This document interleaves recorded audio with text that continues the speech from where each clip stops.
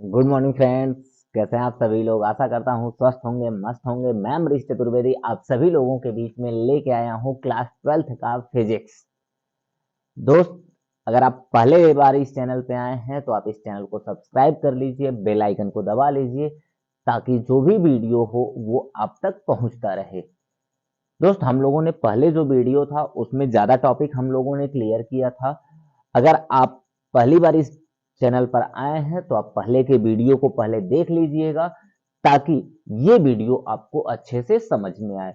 और ये जो वीडियो हम पढ़ने जा रहे हैं ये हमारे चैप्टर का सबसे महत्वपूर्ण टॉपिक है और इसी टॉपिक के ऊपर बहुत सारे क्वेश्चंस हैं और बहुत सारे डेरिवेशन हैं। तो दोस्त, इस टॉपिक को हम अच्छे से आज समझेंगे और इस टॉपिक का जो हमारा नाम है वो है कूलाम का नियम।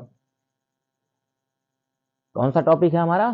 कूलाम का नियम। यह आपके ज्यादा से ज्यादा क्वेश्चन में यूज होने वाला है। यह इसका जो प्रयोग है वो बहुत ज्यादा यूज होता है, इसलिए आप इस हेडिंग को बहुत अच्छे से थोड़ा सा समझिएगा। कूलाम का नियम कहता क्या है या कूलाम का नियम होता क्या है? तो दोस्त, मैं बात करूंगा कूलाम का नियम होता क्या है। तो किन्हीं दो आवेशों के बीच लगने वाला बल, इन्हीं दो आवेशों के बीच लगने वाला बल इन दोनों आवेशों के गुणनफल के अनुक्रमानुपाती तथा इनके बीच की दूरी के वर्ग के व्युत्क्रमानुपाती होता है। दोस्त, हम बात करेंगे, मान लीजिए कोई भी दो आवेश है। एक आवेश हमारा Q1 है, दूसरा आवेश हमारा Q2 है। दो आवेश हो गए। इन दोनों आवेशों के बीच की दूरी क्या है? R है। दो आवेश Q1 और Q2 हैं और इन दोनों आवेशों के जो बीच की दूरी है वो कितनी है? R है। तो कूलाम नियम क्या कहता है कि जो इन दोनों आवेशों के बीच में एक बल कार्य करेगा, उस बल को हम किससे प्रदर्शित करेंगे? F से प्रदर्शित करेंगे। तो इनके बीच में जो बल कार्य करेगा, जो F होगा, वह इन आवेशों के गुणनफल के अनुक्रमानुपाती, मतलब आप समझिएगा F proportional to Q1 into Q2, मतलब Q1 इंटू Q2 के अनुक्रमानुपाती तथा ये जो बल होगा यह इनके बीच की दूरी के वर्ग के व्युत्क्रमानुपाती होता है। मतलब इनके बीच की जो दूरी है, दूरी कितनी है? R है। तो इसके दूरी के वर्ग के ये क्या होगा? व्युत्क्रमानुपाती होता है। मतलब किन्हीं दो आवेशों के बीच में जो बल लगेगा वह क्या होगा? इन आवेशों के गुणनफल के अनुक्रमानुपाती तथा इनके बीच की दूरी के क्या होगा? वर्ग के व्युत्क्रमानुपाती होता है। अगर हम पहले वाले को समीकरण नंबर 1 मान लें, इसको हम समीकरण नंबर 2 मान लें। तो दोस्त, हम बात करेंगे समीकरण 1 तथा समीकरण 2 से।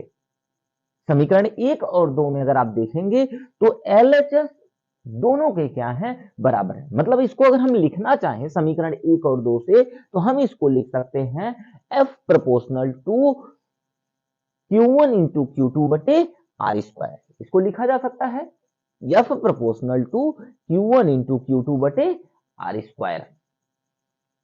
अब हमें एक चीज पता है कि अगर प्रोपोर्शनल टू हटेगा, तो जब भी प्रोपोर्शनल टू हटेगा तो एक नियतांक क्या लग जाता है?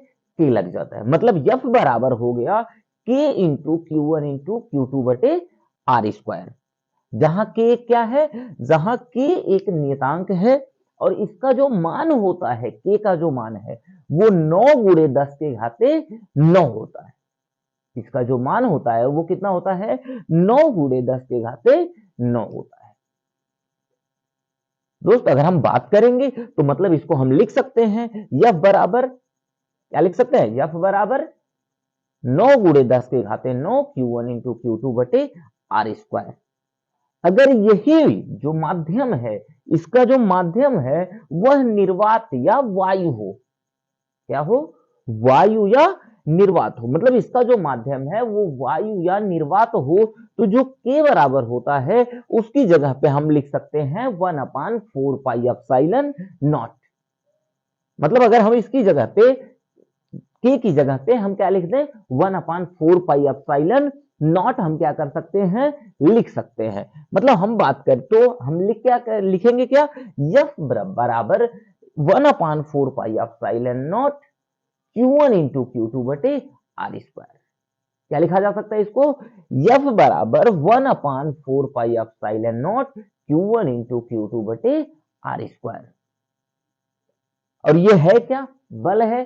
तो हमें पता है बल का जो मात्रक होता है वो क्या होता है, न्यूटन होता है। दोस्त मैं आशा करता हूं ये टॉपिक आपको अच्छे से समझ में आया होगा। आप इस चैनल को सब्सक्राइब कर लीजिए ताकि जो भी आगे के वीडियो हो वो आप तक पहुंचते रहे।